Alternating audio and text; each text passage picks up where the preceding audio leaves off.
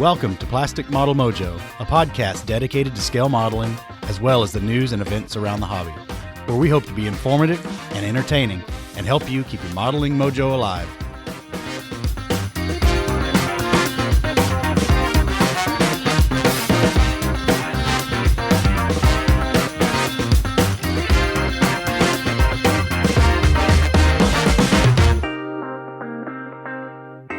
Welcome back, listeners. This is Mike. Dave and I would like to thank all of you for joining us again. We know that many of you have reached us thanks to our friends and neighbors to the north, Stuart and Anthony at the Scale Model Podcast out of Canada, and likewise to our friends way down south in Australia, Dave, Ian, and Julian at On the Bench. Without their generous support and encouragement, we would not have come along so quickly at this, so make sure you're keeping up with all of their awesome content, and please enjoy episode 12 of Plastic Model Mojo. Well, Dave, how are you doing tonight? I'm doing good, Mike. How about yourself? Well, we had a nice weekend, get outside and get some stuff done and get us good and tired. Now the rain's back, so Yep. we can do a podcast tonight. Sounds like a plan. So, what's your modeling fluid of choice for tonight? Well, I'm going to defer to you first because I suspect we're drinking the same thing.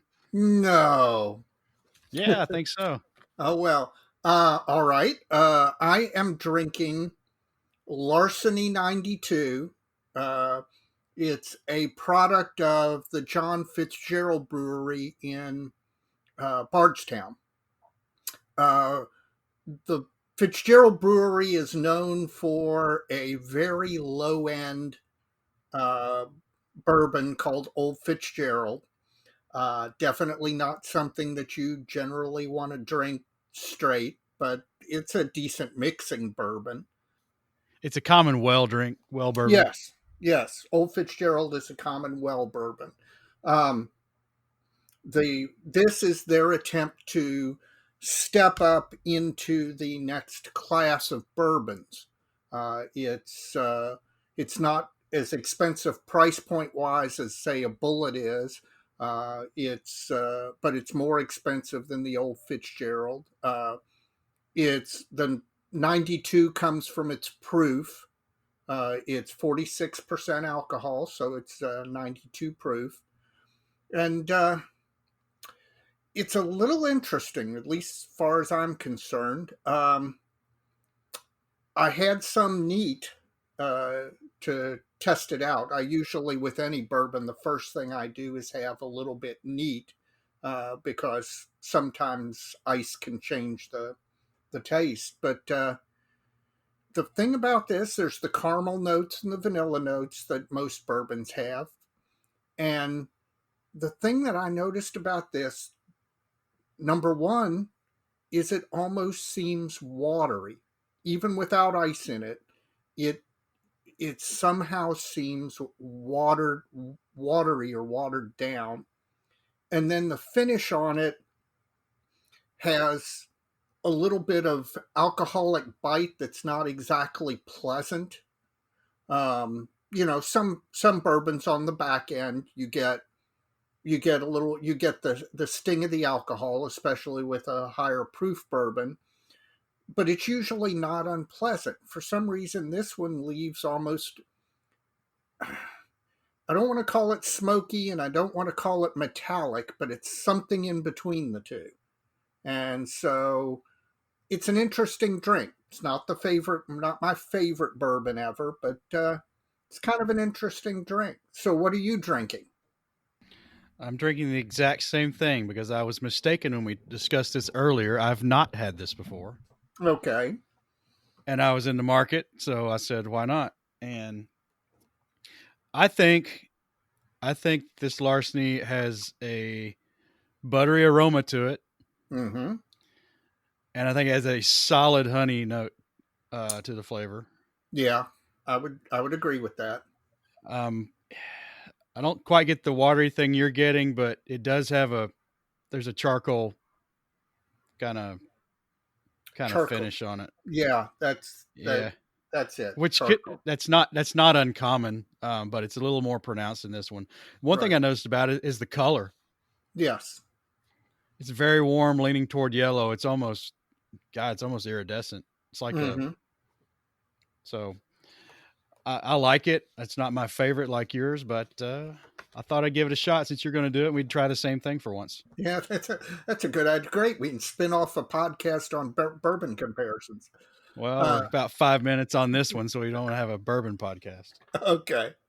Well, I'm I'm enjoying it. This will get me through the rest of the episode for sure. So, do we have any listener mail? We had quite a bit of listener mail. Well, tell me about This, it. these asking people to answer questions is kind of works. Yep. Let's see. From Mr. Jim Unger from Rhinelander, Wisconsin.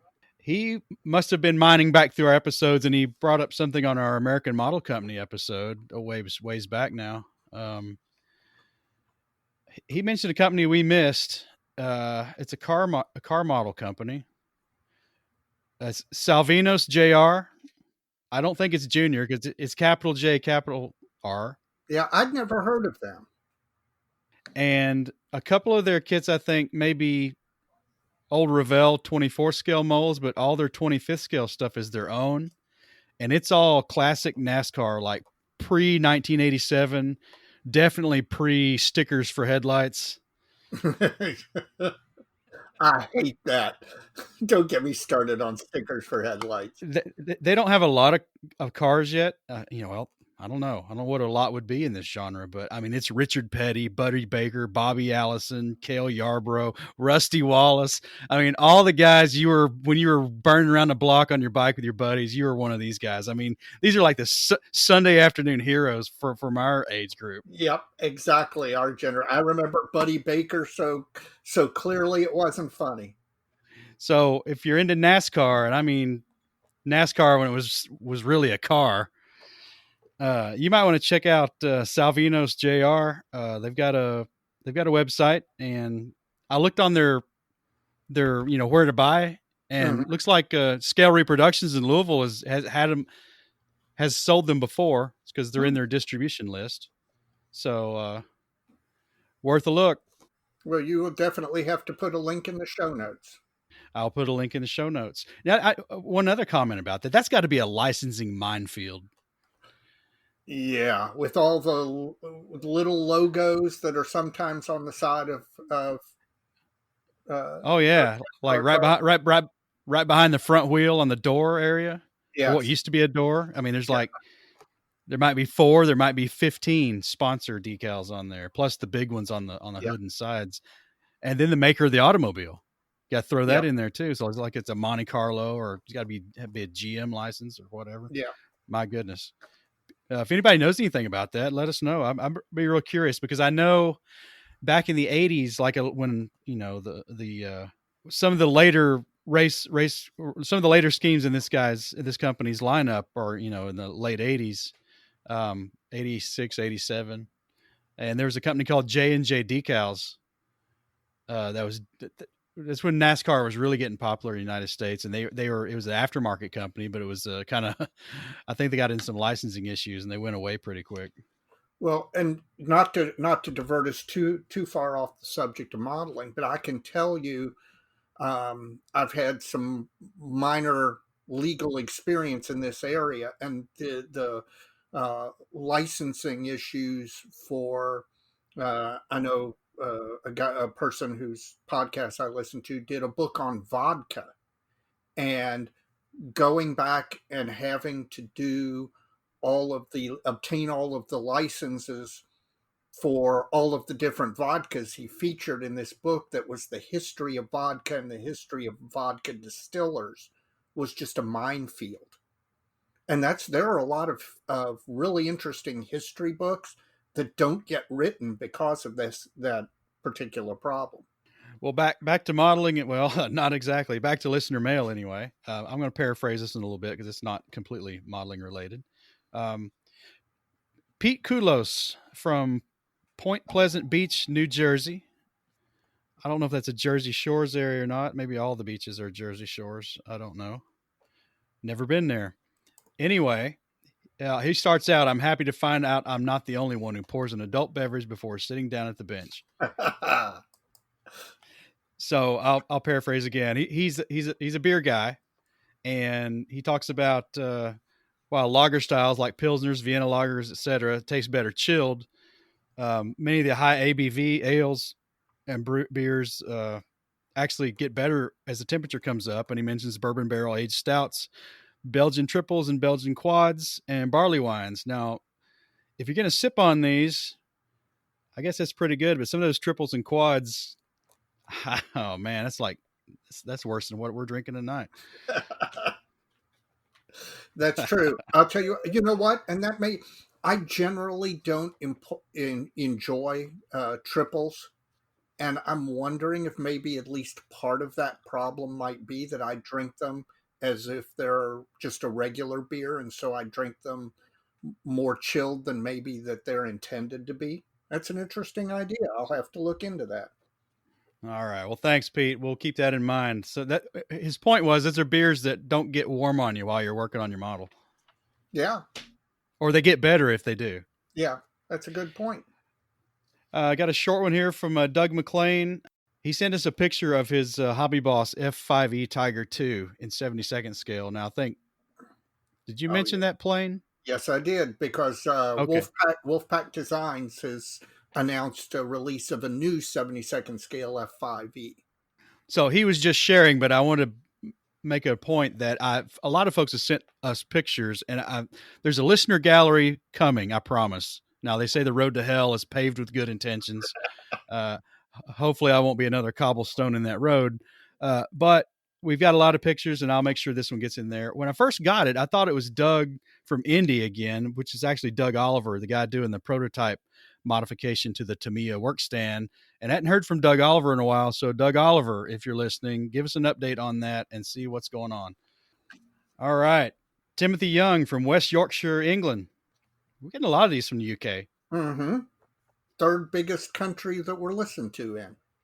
Hello, guys. Loving the podcast. Normally listen on the way back from work, but since I'm at home at the moment, just catching up on recent episodes.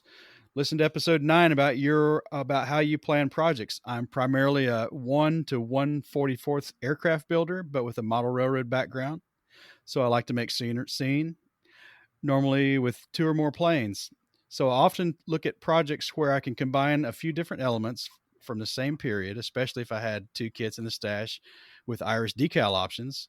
So I combine these to make an Irish airfield scene. For example, maybe he's also Irish. I don't know. He doesn't say. The problem, I sometimes can't stop combining ideas, so I end up with scheming up massive multi-kit projects that never get around to starting. Oh, I've never heard of such a problem before. Have you? Well, in the project management world, that's called scope creep. Yep. Listening to episode 10 was funny because at the time I was painting some 15 millimeter wargaming figures, something I had never done before. I just picked them up super cheap and had planned on making a fantasy diorama with them. I try to keep the hobby varied by making every third build something aside from a 1/44th airplane, avoids it becoming monotonous, and by choosing unusual subjects like dioramas made from model railroad scenery, gives you something eye-catching at the club events too. Keep up the good work, and thanks for the bourbon recommendations, Timothy Young, West Yorkshire, England. P.S. You discussed tune kits in episode 10. My wife builds a lot of these, particularly the Mung tune tanks. They're actually a really good way to develop skills, including painting, weathering, plus she combines them with 35th scale figures and accessories to make dioramas. Now, once again, here's another guy got his wife into this, Dave. I'm telling you, Yeah. Ruthie's going to do it. I don't think so. You don't? What if they did a Hello Kitty tiger tank? I don't know, but I've told you the story of the first time my wife saw my model room and my model collection. We've been dating about 2 or 3 months, and I finally decided, gotta let her know at some point. So one day, she's over at my house. I show her the model room and the model collection, and she turns to me with a dead serious face and goes, "What were you thinking?" But she married me anyway, so I'm counting that as a win. We have Eric Kinser, and based on his email address, I think he's from the Oxfordshire region of UK, so that's 2 from the UK. Hi guys, enjoying the podcast for the relief of the daily COVID nightmare. The way I tackle the issue, and the issue is in the subject column, which I didn't read, is crossing scale and genre. Gotcha. The way I tackle the issue is to model only those things where some member or members of the family have had or had a connection to the subject. This immediately forces me to deal with scale and genre. And man, he's got some doozies in here. 172nd Airfix Swordfish. My mother-in-law's wartime boyfriend was an observer on the 1940 Taranto raid. Did I say that right? Yep, you said that right. Where is that? Italy. That's It's what I where thought. the British fleet caught the Italians in a surprise attack using swordfish biplanes and ended up inflicting pretty serious damage to the Italian fleet. And some people credit that with giving Yamamoto the idea for Pearl Harbor. Which led to a Heller 1/400 scale Illustrious, The carrier they flew off of. which led to a 172nd Valum. I hope I can say this right. Albemarle. Yep. Uncle-in-law worked at the plant where this was made, which led to the 1/600 or 1/160th Lindbergh LCI. I bet that was a fun build. Oh, oh So man. his dad was on that on one of those or that ship in 1945, which led to a 72nd all resin retro kit AEC Clubmobile after a thoroughly enjoyable Great British Bake Off episode, Donuts for the Doughboys. That's some modeling. That's right, which led to a 1/400th Mary Rose from Airfix after visiting the museum and the preservation in Portsmouth, Yep, I'd like to see that. which led to the flagship models 1/192nd Casco class, a Civil War monitor that my great grandfather-in-law built. He built that ship or helped build that ship. Yeah. And apparently he's got somebody in the veterinary corps because he's considering a diorama of a World War I veterinary scene where his great uncle-in-law was a military veterinarian, apparently. So vehicles, planes, and ships, everything connected to something in the family. Yes, some not so great kits though. Yeah. Well, and that's truly crossing scale and genre. I mean, when you're jumping from 72nd to 1/160th to 1/600, that's eclectic. But it still has a theme. It's a collection. It has a theme. It is. Having guests at his house must be fun to talk about his model collection. Sure. Dave Waples writes us again from Denver, Colorado. Enjoying the podcast. I'm following up on your question about modeling across subjects and Mojo. This was really interesting. Every Easter, I build an egg or a cute, distorted, whatever you want to call them, subject. It's nice to have something that isn't too serious and fun to build. But as Dave has a problem with decals, I have a problem not building out of the box.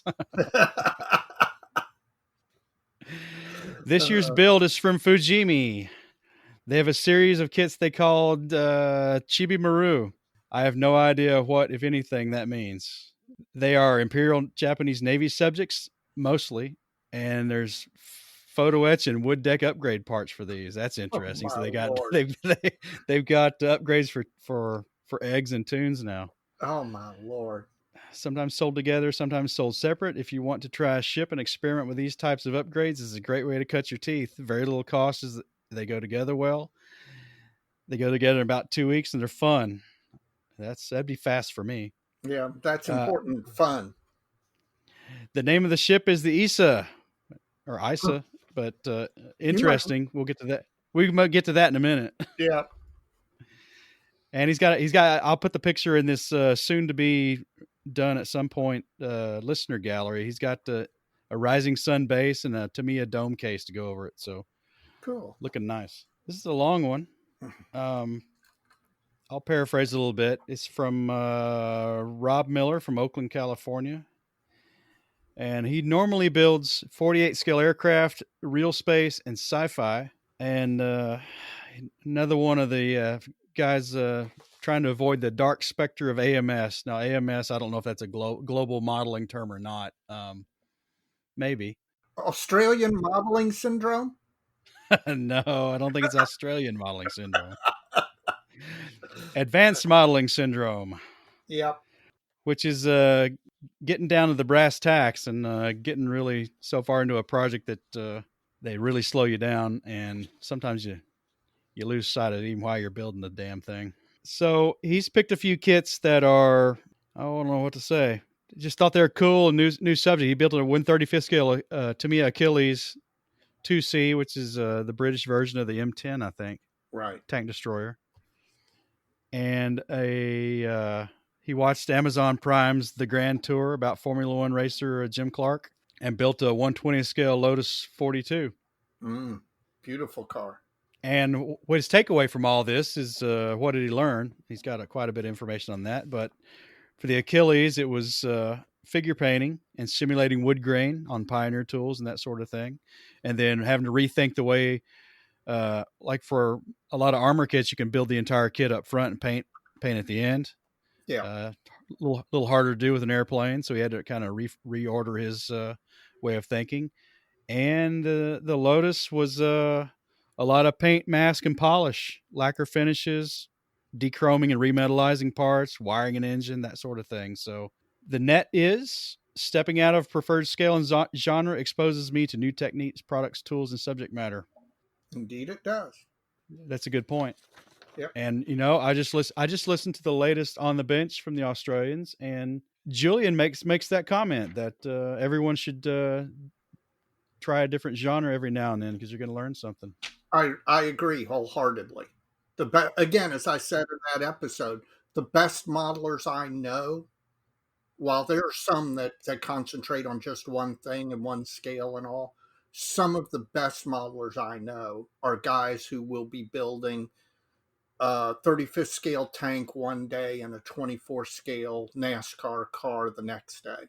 I mean, and the skills cross across the things they learn on one project apply on another.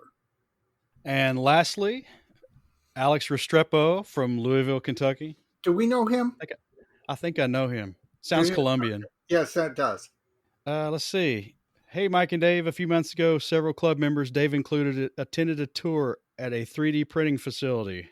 Yeah. Now, this is the he was worried Ed, who is our club member who hosted that event, may not want the facility named. I don't think that's true because it's public access, right? Right. Yeah, please tell me what that is again. What is it called? There's a specific name for it. It's affiliated with the University of Louisville, but it's not actually part of the college. And it was one of the coolest tours I've ever done in my life. Getting to see them do things with 3D printers, printing really high-end metal, doing stuff for the Department of Defense. They had tissue printers where they print actual living tissue. It just mind-blowing. And the name of the place I cannot remember off the top of my head, but it has an official title. We'll put it in the show notes. I was just curious. It's not really so relevant to what he's asking here. Regarding the 3D printing, what kind of influence do you think this technology will have on the hobby? Keep up the good work on the podcast. Well, thanks, Alex, for listening to our podcast. Hope you like it. It's not just some good old home cooking. I talked to Alex at that tour, and he had just discovered our podcast, which is kind of sad when you consider how long we've been doing it for like 2 months. So maybe we need to advertise a little more. But in any event, he was very enthusiastic about it. Let me give you my quick 2 cents. I think that 3D printing will have a significant impact on our hobby in the next 5 to 7 years.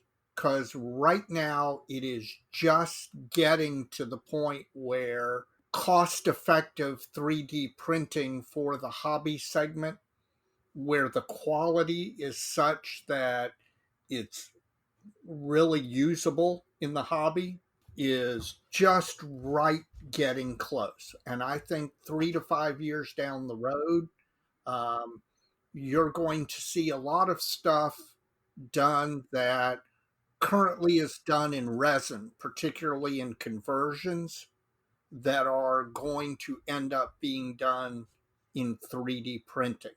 If the process time and cost can achieve some reasonable parity, I think that might be true. Yes. Uh, I think already, like the wheels from Hussar up in Canada for my Zis 2 anti-tank gun are 3D. The masters were 3D printed. Yep. So right now it's very viable already in that sense, where you generate a complex master using this, but then use a better economy of scale with traditional resin casting to make multiples. Yeah. Um, the issue is with 3D printing, at least I've been out of an engineering role now for about 4 years, where I had a lot more visibility to this, and a lot has changed in that amount of time. Don't get Amazing me wrong. amounts have changed. Yeah. But still, the thing that's still the big struggle is as resolution goes up, so does process time. Yes, it does. So you have to get to a good enough kind of level where a good layer of primer or some minor final finishing gets you over the bump, at least for now, Hmm. um, to get a good part. And I think we're there. The printing now, there's a level there that's adequate, if not even in achieving beyond that. That's usable without doing anything extra to other than painting it. But the problem is it takes time to print the part, and that's where the thing kind of gets a little hairy. Yeah, and that's where I'm talking about 3 to 5 years in the future, because 1 or 2 generations beyond where we are now, and in general the rule is every 18 months you get a new generation that's markedly improved over the previous. So 3 to 5 years, 2 generations down the road, I am thinking that we're going to have the resolution combined with the speed and the inexpensiveness of the material, where 3D printing really takes a larger and larger role. There's a modeler in Europe somewhere. I can't remember where he's from, but he does a lot of laser cut masonite and plywood. And God, I think he built the Remagen Bridge. Have you Yeah. seen that? No, I have not, but I've seen some of stuff like that. And it's pretty amazing. I mean, because it's complex. He's a good designer, but it's my point is I won't go into that too much detail, but um, using that kind of technology to the works in the research and the engineering of the thing and the actual model building when you're done is a lot less complicated, but a lot more accurate and with a lot more precision. You put all the work in the CAD, and this laser cut parts and the way they fit together has really simplified the building part of it. Well, Um, we need to mark it down and do an episode some point in the future regarding technology in the future of modeling, because there's a number of things that I see coming down the road, and not just 3D printing, that are going to have an impact on our hobby. I think you wanted to generate some discussion, so we had a little discussion there, and we'll mark that down and consider that for a future special segment. Sounds good. This is the point at which I beg everybody, if you're listening to us on whatever podcasting application you listen to us, if you please take a moment to stop and rate us, give us 5 stars. We're not doing it for aggrandizement. If you do that, what happens is the algorithms move our podcast up and more people see it. So if you take a moment and give us 5 stars in whatever podcast app you're listening on, we would appreciate it. So, Mike, tell me, what's your bench look like? What you been building? Where are you? Man, it looks like an ant farm. I got stuff all over the place. So tell me. Well, all my paint phase projects are kind of on hold. I've had some serious misfortune with my airbrushes uh, in recent weeks, but I think that gets rectified tomorrow Yay. via the United States Postal Service. All right. So that will get the Zis back on track, and that will get my little Airfix Bofors combo on track. So what you been doing in the meantime? Well, I've been hinting and teasing and buying for this float plane catapult rabbit hole I'm starting down. Wait a minute. You're So, building a plane? What scale would that be in? well, I'm working currently on Fujimi's Aichi E16A1. The That would be Paul. the Paul by allied code name, or Zuyun in Japanese, which apparently means auspicious cloud. Mm-hmm. Interesting translation. Yep. This is the boxing with the catapult, and I'm crossing scale and genre here for sure. And I'm trying not to get too wrapped up in the details for a couple of reasons. One, after looking at this kit, and Hasegawa has a similar kind of offering, or a couple actually. Yeah, actually, too. The Alf and Jake both with a catapult. I suspect there's a bit of gizmology going on the part of Fujimi with this thing. It's not bad. It's a good looking catapult in the end, but I just suspect that they've made some assumptions or something like that.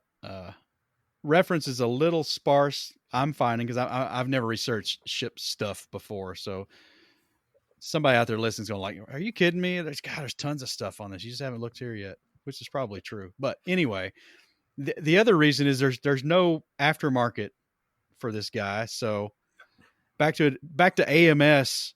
There's low temptation to try to home run this thing. Yeah. Well, it's your first catapult. You've got others coming down the road. And any listeners out there with a Japanese ship background who can provide Mike with all of the everything he ever wanted to know about Japanese ship catapults, particularly on the Issei and the Hyuga, you know, inundate the Plastic Model Mojo email at plasticmodelmojo@gmail.com and give him all sorts of reference. And when you do, it'll absolutely drive him batty. I think that's the most passive aggressive thing you've ever done to me. Well, maybe. Well, back to this thing. The instructions start with a catapult, so that's where I started. Obviously, there's lots of sink marks, and Fujimi loves robust sprue gates and ejector pins. Well, this is the 1980s. Keep in mind, this is late 80s, early 90s. Well, in their defense, the thin profiles and things, I understand why all this is there. Having done some injection molded parts in my engineering career, it makes sense. But wow, there's just a lot of them. The catapult's coming along nicely. I had to replace some details that I had to remove to fix some sink marks, and I've posted most of this on the Facebook page.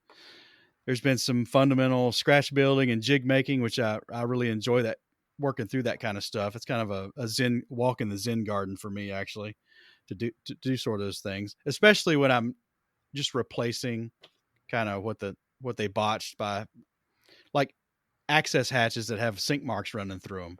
How are you going to fix that? Hard to believe you're an engineer by trade. Hard to believe. Everything has come out pretty nice. If anybody else is building this or going to build it, it's worth dry fitting the catapult's a big box truss, right? It's got a top, a bottom, and two truss sides. Right. It's worth dry fitting to see what actually needs to be cleaned up, because some of it might be hidden. I went ahead and cleaned up everything because I'm going to probably apply my more armor centric weathering techniques to the catapult. And as soon as you put a wash across something that's got a sink mark you think you're not going to see, well, guess what? Yeah. And actually, also, the final assembly of the catapult looks a little dodgy if you follow the instructions, because the top of the catapult fits between the sides, but the bottom just mates up, kind of butts up to the bottom. And they want you to start with the bottom and build everything up based on my interpretation of the instructions. And I just don't think that's going to work. It's going to be hard to get it square, Yeah. etc. Reverse Um, that. yeah, I'm going to reverse that. And I'd like to cable it, because I think that's something that needs it even in 70-second scale. I You got to know agree. where the cables go, and I'm trying to work that out, and I haven't done that yet. So if somebody can send me cabling information for this type catapult, that'd be great. And I'm about to begin the aircraft very soon. Oh my God, I'm going to build an Oh, airplane. yay. I've got him. I've got him. Welcome to 70-second scale aircraft modeling. Once Or you're welcome back. Welcome back to it. yeah, there you Hopefully, you're going to get some questions from me right off the bat. So be That's ready. all right. I'm here for you, Mike. Not a problem. Uh, And okay. Well, there's gonna be some reciprocity there too. okay. Well, that's my rundown. What are you working on? Well, Knight's Modeling Industries is humming along at a really good pace. The MiG 17 is out of the paint shop. It's had its decals put on. Um, I'm using the extra cal decals for the one and only Burkina Faso MiG 17. And to say that I'm impressed by these extra cal decals understates the matter. Some of the finest decals I've ever used. But it's out of the decal shop and it's just getting ready to get weathered. Um, the AS-1 Soviet cruise missile, is kind of trapped in the paint shop right now. I need to get back to it, but it's kind of stuck, and other things have attracted my attention. So I've got to find a way to finish that up, because it's not far from being done. The Bibber German, the Special Navy 72nd scale Bibber German midget submarine is just about done with construction and will be moving into the paint shop uh, probably sometime in the next week or two. I need to spray some metallics and for the torpedoes, and frankly, I don't want to spray any more metallics until I'm done with the MiG 17, simply because I don't want to run any, even though I'd be using different airbrushes, I don't want to run any risk of getting any metallic into the finish on the MiG 17. Um, and then, surprise, surprise, I felt that if I'd sucked Mike into 72nd scale aircraft modeling, it's only fair that I step into his genre. So, on his recommendation, I picked up the 35th scale trumpeter M30 Soviet 122 millimeter howitzer, 1938, the early version. And I'm just about to begin building that as soon as the Bibber moves over to the paint shop. The big Soviet field gun's going to move into the construction shop. So Knight's Modeling Industries is humming along, and barring any problems, we should see some finished kits soon. Well, I can't decide if you're modeling circles around me or not. I think you are. I don't think I'm modeling circles around you. I may have one or two more items going, but I think that probably your issue is the lack of the ability to paint right now. But Well, I got a long weekend coming up, so I'm get my airbrush fixed yeah, and taking 2 days vacation on a long weekend. And got Memorial Day coming up here in the United States, and I've got it's a 5-day weekend. God, I gotta get some painting done. yeah, you got to get some models finished. This needs to be done. I know. Well, we'll see. we'll get some paint. We'll get some paint on it. That sounds like progress. Well, on the other front of modeling, not the building part, but the buying part. What broke your wallet in the last Oh God, few weeks here? this is kind of humiliating. Uh, um, I've been spending money. Hopefully, my wife doesn't listen to this podcast and hasn't discovered it yet. And I'm doing everything I can to make sure that she doesn't. What? Mine follows the Facebook page. Yes, I know. Please make sure that Robin doesn't talk to Ruthie. Um, well, the aforementioned M30 trumpeter kit. I talked to Mike. I told Mike I wanted to do some Soviet piece of artillery or anti-aircraft artillery or anti-tank gun, and Mike generously recommended the trumpeter kit, so I purchased it. So It's an iconic gun. yes, yeah, that's one thing that you've bought. That's all you bought? No, I've got others, but I was going to go back and forth. Oh, okay. We can do it that way. Too many airbrush parts. No, it sounds like not enough if they're not running yet. Well, the last one's going to show up. Well, it's been twofold. I had a problem and I ordered the part for that, and then when I was putting it all back together, I broke something else. So We've all done that. but that won't be. I'll double up here because that's not very earth shaking. I've picked up a lot of the Tamiya paints I need for this catapult and aircraft. I've got all their Imperial Japanese Navy grays. Yep. I just need a couple for this, but I got the others because I've got another project I'm thinking of down the road, and also got their primary aircraft colors, the exterior colors. I got the green and the gray I need for the E16. Yep. Yep. Well, the Tamiya colors are great for that, especially if you thin them with unicorn tears or the Tamiya lacquer thinner. They spray beautifully. Now I'm probably going to go back and go to the Mr. Color line and get their propeller brown. Yeah. And one of their interior greens. They've got a couple. They've got a Mitsubishi interior green. They've got a Nakajima interior green. Maybe I'll get them both. Yeah. I don't know. There you go.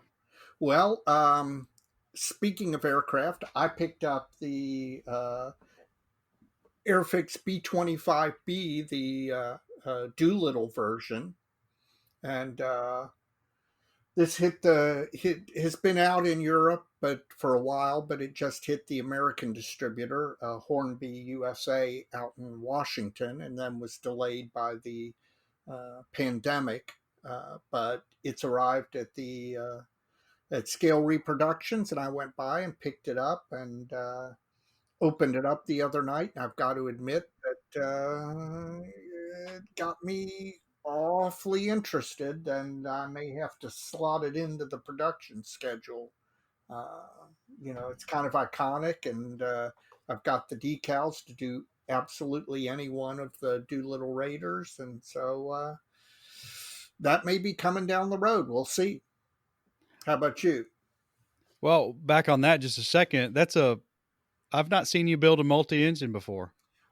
I have built one multi-engine in my life, and it was a small one. So this would be the first multi-engine propeller-driven aircraft that I have built in a long, long time, since childhood. So yeah, that would be a big step for me. Well, for me, I bought a secondhand laminator. And exactly why did you buy a secondhand laminator? Well, I've got some homebrew brass etching I'm getting ready to delve into, and That's because you love photo etch so much, right? that's right. Well, we'll save that for a future podcast, but that's what that's for. If anybody's read that Starship Modeler article that was kind of teased in my Facebook post, you'll understand what the laminator's for. But other than that, I bought an HPH Models Kriegsmarine catapult in 1/32 scale. Oh, you pulled the trigger. Yeah, I did. Happy birthday to me. Fantastic. Yeah, that's a nice kit. Do you have the Revell Arado? Yes, I've had it a long Oh, time. uh, I think I know what's coming. I don't know when, but at some point, yeah, that's gonna get built. Yeah, Yeah, that's really really nice. it is. It D- is. Happy birthday to you. Yeah, happy birthday to me. So, yeah, it wasn't terribly expensive. Definitely a scale and genre there. Yep. Anything else from you? Well, yes, and this I wholly blame on you. Well, you Uh, blame the last one on me. well, okay, I'll blame. Hey, this is Blame Mike's episode. I purchased what are called either angle plates or machine angles. They are metal, 90-degree, very heavy. Um, God, I don't know how to describe them. How the hell would you describe them? They're chunks of iron at 90 degrees. They got Yeah. two machine faces on them that are 90 degrees precision ground, and they're really really handy. Yep. And if you have to build anything that is a 90-degree angle, like, say, ammo boxes in the upcoming M30, they come in very handy. So Micromark sells them, and I bought uh, a set of the smalls and a set of the mediums, and they actually showed up at the office today, and I'm suitably impressed and can't wait to give them a shot. Good addition to the toolbox. I think so too. Our special segment tonight is our modeling spaces, meaning our bench, our room, or whatever we got, or whatever you've got.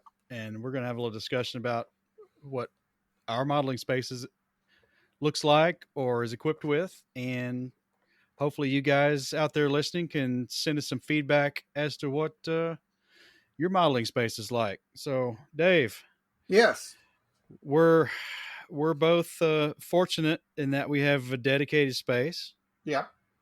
I do want to Um, emphasize at the outset, Mike, that frankly, it's nice to have a dedicated modeling space, but it's not required. One of the best modelers I ever knew was a man named Carter Scales, and Carter was your classic traveling salesman, and he worked the same 3 or 4 states for like 20 years on the exact same rotation, and he modeled in hotel rooms out of a briefcase or suitcase in hotel rooms in the evening, uh, and produced some of the most beautiful models I've ever seen in my life. So it's not a prerequisite, although I would say that for a mediocre modeler like me, having a dedicated space helps. Likewise, I have a dedicated space, and I think for both of us, it's a livable space. We're not in some auxiliary space like a garage Yeah, or something like that. And that's okay too. You got to take what you can get. It's been interesting listening to the other podcasts. We got the other one out of the UK, Scale Model Shed, right. which quite literally is a shed Yeah. uh, in the backs of their property because I guess it's a space issue primarily. I would imagine. Well, if you read a magazine called Scale Aircraft Modeling out of the UK, there is a company that sells those prefabricated sheds that is now advertising in the magazine. So that is becoming an option or a go-to way to have a modeling space for modelers in the UK who don't have that space in their primary residence. So for us with a dedicated space, you got a lot of options on what you can do in there, and you don't have to worry about. Well, it's not shared. You don't have to worry about sharing it. Yes.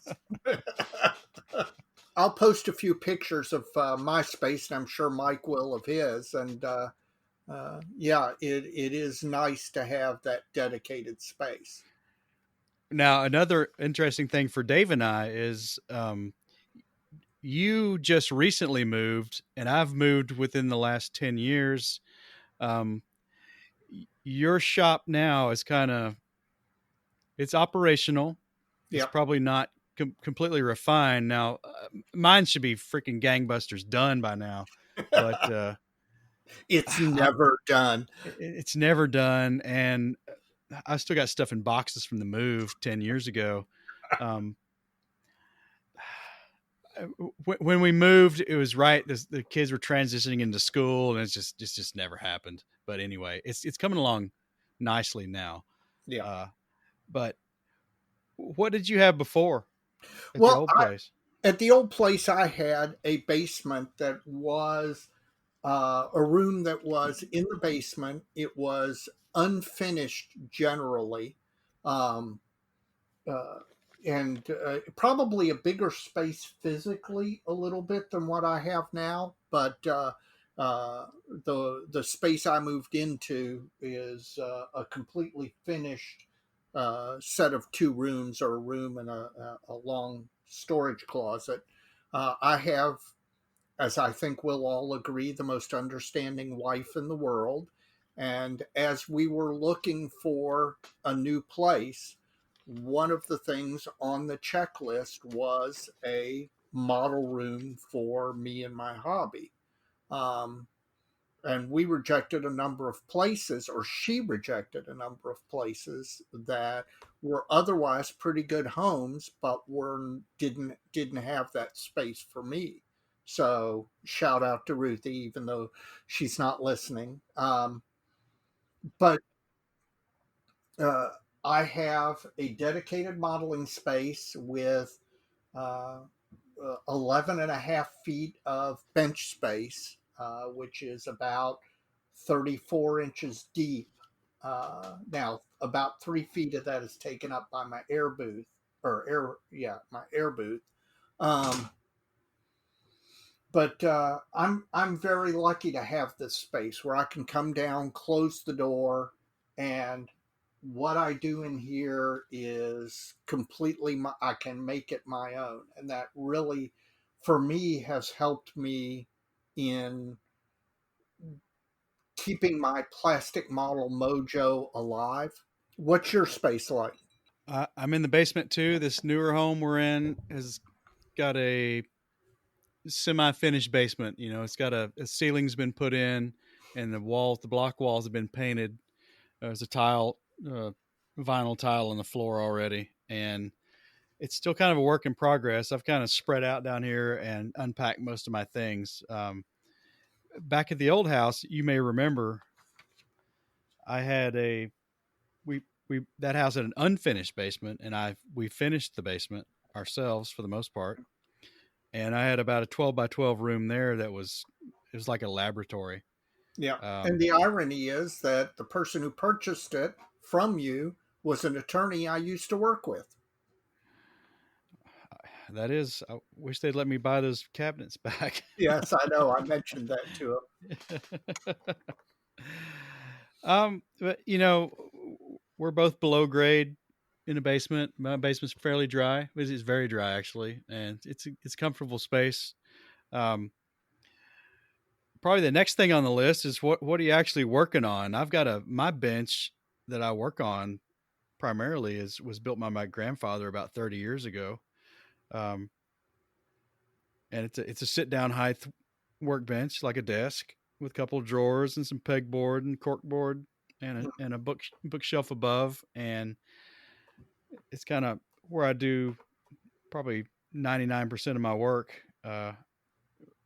Since you moved into that house, did you have to build something? Yes, I did. As a matter of fact, the when we moved in, we got the house. We still had our old house, so for a brief period of time, I owned two homes. Um, and again, I let's all acknowledge I have the most understanding wife in the world.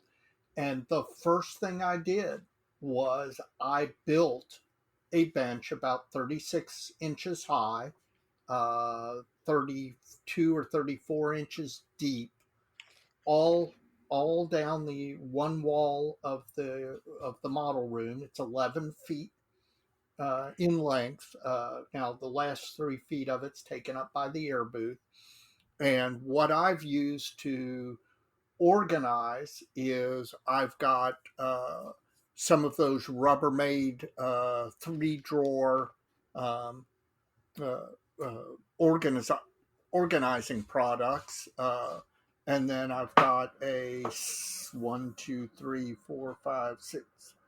9 drawer IKEA rolling cart, and then I've got a crap ton of bookshelves because, as I've mentioned in a previous episode, my wife maintains that I'm not a modeler. I'm a librarian who occasionally models, and she's not 100% wrong in that. And so I have to have a lot of bookshelf space.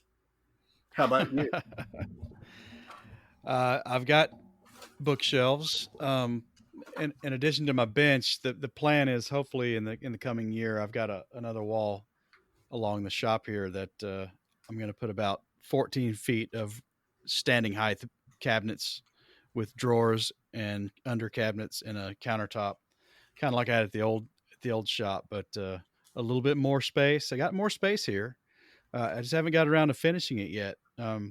For now, it's more than adequate. I got plenty of room. That's not a problem. Well, another aspect other than our work surface is lighting.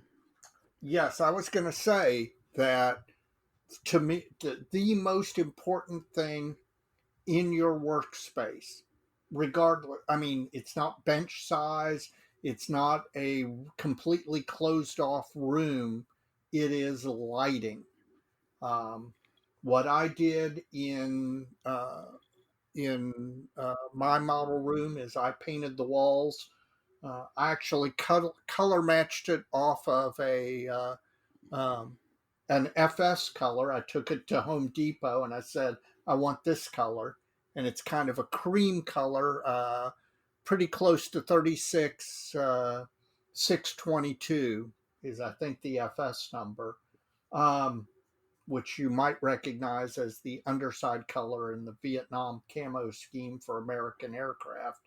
Um, and I've got in the light fixture in the room, it's got one main light fixture. And I got, do you know what a corncob LED is? Yes. I got a corncob LED that puts off the equivalent of 400 watt incandescent bulb. So it puts off a crap ton of light, especially in these light walls. And I've got a couple of magnifying lamps that are clamped to the bench that I use for additional lighting when I'm doing detail work. But the thing that I think you've got to find a good spot with good lighting to model, whether it's at the kitchen table or in a hotel room or wherever it is. You got to have good lighting, number one, especially as you get older and your eyes get a little more weak. How about Yep. you?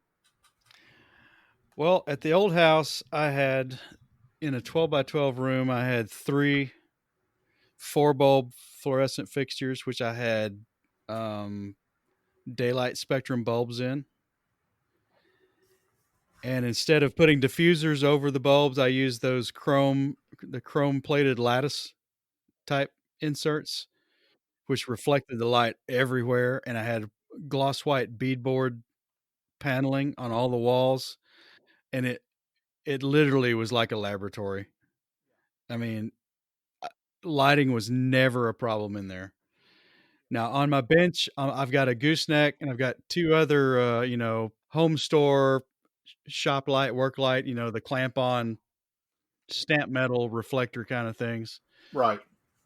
All of those have full spectrum CFL bulbs in them. I'm not sure what I'm going to do with the new place. I don't like the light. I have enough light but I don't like it. It's I don't like the clamp on lights because they get in the way. I'd rather have room lighting that's putting out a bunch of light, hopefully not a lot of heat. That's why LEDs are a good thing now. Well, the Um, corncob LEDs are great for that because I've got this thing and it puts out a near blinding amount of light, but absolutely no heat whatsoever. Now it's funny, we talked about this in the past, and recently, um, Anthony Goodman at Scale Model Podcasts had mentioned it in a conversation I've had with him. Uh, some modeler out there's got this LED hoop light that arcs over their workbench. Yes, I have You seen seen those. that? Yeah, what they do is they go to like Home Depot or um, Lowe's and they get what is. Have you seen these little strip LED things? They're usually used for outside decorations on patios and stuff like that, where Yeah, you and there's under cabinet lighting like that, just strip right, lights. Yeah, exactly strip LED strip lights. And what they do is they take and they create a think of it like the St. Louis Arch or rainbow. or rainbow over their work area. And because this stuff is flexible, you can just simply bend it, secure it at each end, and it will naturally form that rainbow curve. And all of the light is directed into the work surface. Now, I'll say it, you've heard it before. The issue I see with that though is the stuff immediately 90 degrees to the right and left of you is Yep. shining right in your peripheral vision. Yes, I agree. I don't think that would be very comfortable. I see the same problem with it, and that's why I prefer the overhead corn cob, which gives me, especially with the light cream colored walls, a very, again, as you put it, a laboratory light setting. Now, there's going to be shadows no matter what you do, and so you kind Right. of have to Yeah. know where they are, and you move to when you're working, you move to eliminate them or to take advantage of them, as the case may be. But yeah, no, the thing I do think that you're right that using that kind of arc light over your bench over your work surface is that in your peripheral vision you'll get some very bright light that you can't move. That you can't move. Yes. What are you doing for power? I have luckily the room that I have has abundant power sources, abundant plugs and all. And of course, what I did was I put in a couple of power strips plugged into those, and then mounted the power strips to the bench frame, and then plugged in all of my accessories from there so that I actually have my computer on on one end of my bench because, among other things, I also use this for, kind of an office, even though I actually have an office in my basement. Um, Podcasting and stuff like yeah, that. podcasting, things like that. Um, so I have my computer plugged in. I have a mini fridge plugged in, which, by the way, I will argue is even though I have a fully stocked bar that is no more than 10 steps away from the door of my model room, uh, having a mini fridge in your model room where you can immediately access your modeling fluid, I'm going to argue that's an important item to have if you have a room. So how about you? How do you handle power?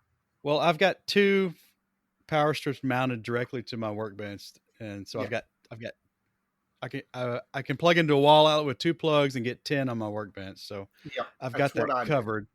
Now at the old shop, when I finished the basement, I wired out a along 12 feet of standing height bench countertop, I had 4 outlets, and I'm going to do the same thing here. Except I'll have about 14 feet here, so I'll probably have 5 or 6 outlets along that wall above the Yeah. workbench. And you can never have too much power. No, you can't. Always. I also have all my computer equipment down here as well. So about half one of my power strips is all monitors and power supplies and Yeah. crap for the computer. Well, if you think about power, just off the top of my head, the things that I have to power are an air booth, a television, a mini fridge, a compressor, a computer, a couple of swing lamps, magnified swing lamps, and a paint shaker. So there, it's amazing how many items that you have in your work in your model room that require power, and it is a pain in the butt to plug and unplug if you don't have to.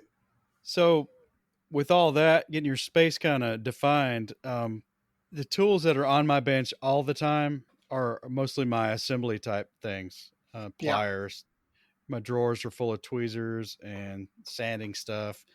My pegboard's full of Tamiya tape and FlexiFile yeah. sanding tapes, stuff like that. But then at some point when I'm done, a lot of stuff that's on my bench will get moved off, and when I get into like paint phase, then the brushes come out and the wet palette and the paints, and I just kind of rearrange things. I can't move from station to station because I don't have that much bench space. But I don't know if I'd do that anyway. Mostly my assembly tools are on the bench and tucked away are things I'm going to use later on down the line in a modeling project. And I'll set up my bench task specific. And I mentioned the other night when we were talking, as I'm building, you get to a point called critical mess. Yes, that's right. Like critical mass for an atomic energy kind of application, but critical mess, which is when you lose something you just used right in front of your face on your workbench because you're in the zen, you're in full build mode, and it's gotten to be just a mess, and you got to stop and clean up. But um, I'll stop and clean up. Then when I move to a different phase of the build, I'll stop and clean up and put everything away and get out what I need for whatever's next. What about you? Well, I actually have, because I have so much bench space, I actually have two modeling stations. Really, the reason was, among other things, occasionally Skippy or somebody comes over to model with me. And if so, then we can each be sitting side by side and modeling. But when there's not somebody coming over, then what I have is I have two separate spaces. So I can have the assembly area and I can have the painting, weathering, whatever area. But I have the same problem as you as I reach critical mass. No matter how big the modeling space is, that eventually what happens is I'm modeling, and instead of putting something away, I just put it on the bench. And no matter how much space I have, I eventually find myself modeling in a little 8-inch by 8-inch spot, cramped, where, you know, and with all sorts of craps spread around. And then I've got to stop and I've got to go ahead and organize. I completely agree with you. Organization is the way to go. You have your most used modeling items, be it Tamiya extra thin cement or paint brushes or flexophiles and sanding sticks closest to you, and then arrange your bench such that out from that close area is the stuff that you use less often. Say angle machine uh, tools, or in the drawers in the Tupperware I'm sitting here looking. I've got a drawer of wires and threads. I've got a drawer of stencils. I've got a drawer of just different types of tape. And organization is the key. One of our modelers in our club, Dr. Terry Hill, is a very prolific modeler. And one of the reasons he is extremely prolific is if you've ever been down in his basement where his model room is, it is hyper organized. I mean, he has a drawer full of hornet heads for figures and a drawer full of legs and a drawer full and so he can simply reach out and get what he needs, and he doesn't spend half an hour looking for what he's looking for, what he needs next. And that's the thing that I find that I waste the most time on, is by not being as organized as I should be. I'm like, now where the heck is that file? I know I So had it around here what's somewhere. next for your model area?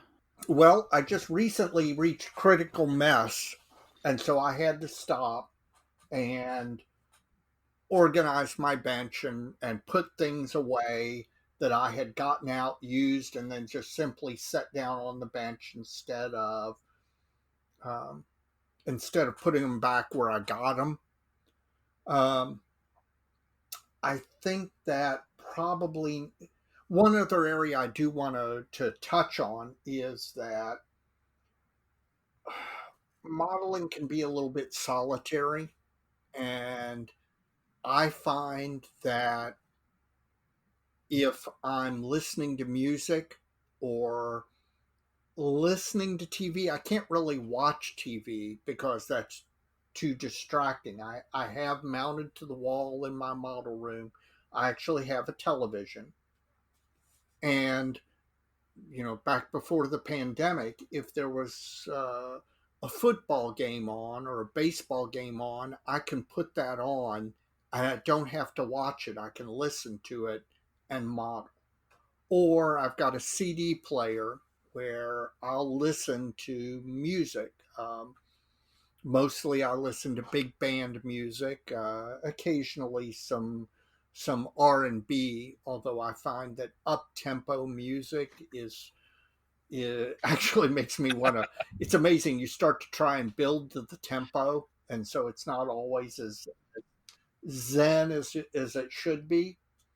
But I do think those are important, as opposed to, at least for me. Now, different people are different.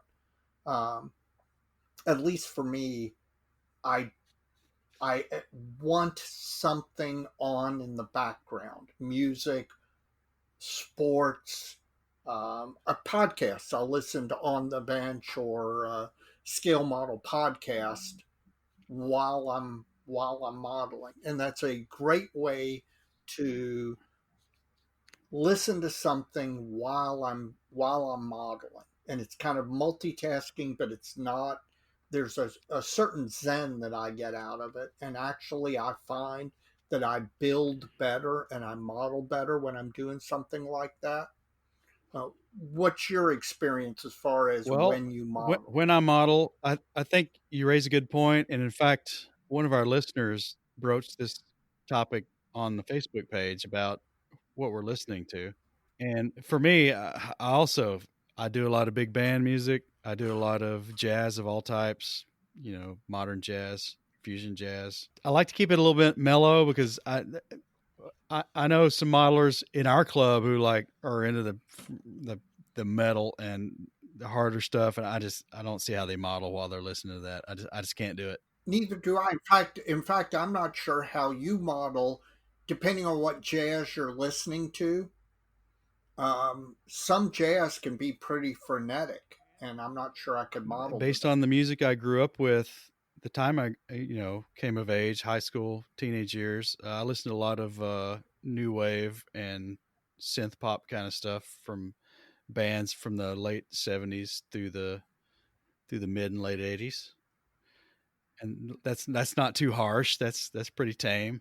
Yeah, Yeah, I can't watch anything, and I listen to the other podcasts that you mentioned, and that's the kind of thing I listen to. Yeah, I do listen to a lot of big bands from a lot of Glenn Miller. I like that stuff a lot. So he's got one called In the Mood. exactly. It's one of my favorites. I'm like you. You can't. If I put a movie on that I've never seen before, I will find myself watching the movie rather than modeling. But there are some TV shows or some movies that I can put on that I have seen so much that I don't have to look, I can listen. It's almost in a way like radio to me. Um, there's a old 80s TV show called, or a late 80s, early 90s TV shows called Wings, that was a sitcom that my father and I watched a lot together, and I've seen every episode 50 times at least. And I can put a DVD of that in, and I don't have to watch it because I've seen it so many times. I know what it is. But for some reason, I enjoy the jokes and the humor and the stuff without ever actually having to look up and see it. So there are some TV shows that I can do that with. But in general, in fact, the other night I was modeling to one of the John Wick movies. Um, but in general, TV and movies are too distracting for me, whereas music and podcasts are Well, to not. the folks listening to all this, send us some shots of your workspace, your workbench, and tell us what you like and don't like. And just be an interesting discussion for the community, I think. Absolutely. All right. Absolutely. I want to see what other people's spaces look like. So, Mike, you have any shout outs for the month? I do have one. I have a shout out.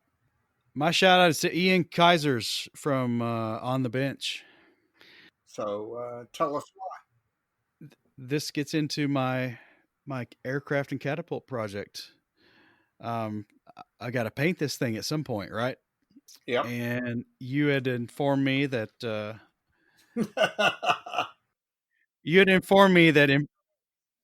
yes, Imperial Japanese Navy grays are a bit nuanced, and I was like, well, maybe I ought to look into this a little more.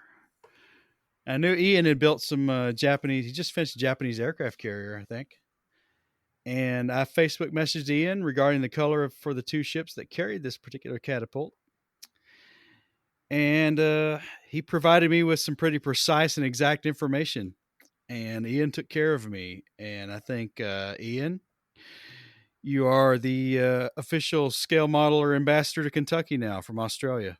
So I appreciate it. I got a lot to learn in this catapult rabbit hole I'm going down, and you've helped me take the first steps. So thank you.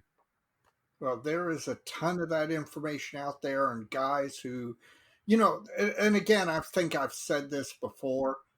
You run into the occasional butthole, but in general, modelers are the some of the best people you'll ever meet because they have information that it interests them and they want to share it.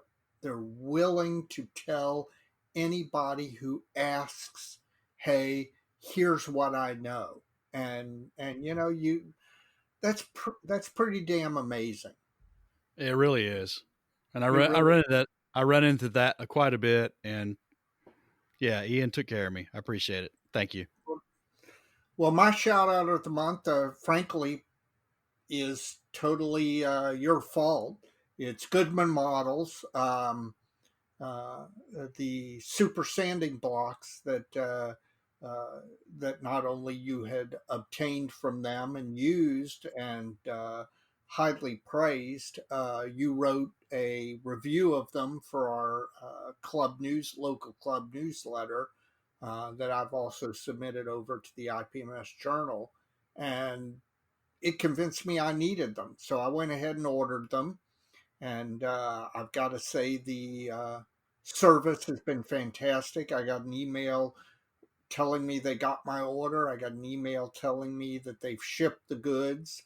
Um, Now, this is from Canada, so you never know what Canada Post is going to do or how quickly they're going to get them over to the U.S. Postal Service for delivery. But I I can't wait. And so I want to give the Goodman a shout out and say thank you for the good service.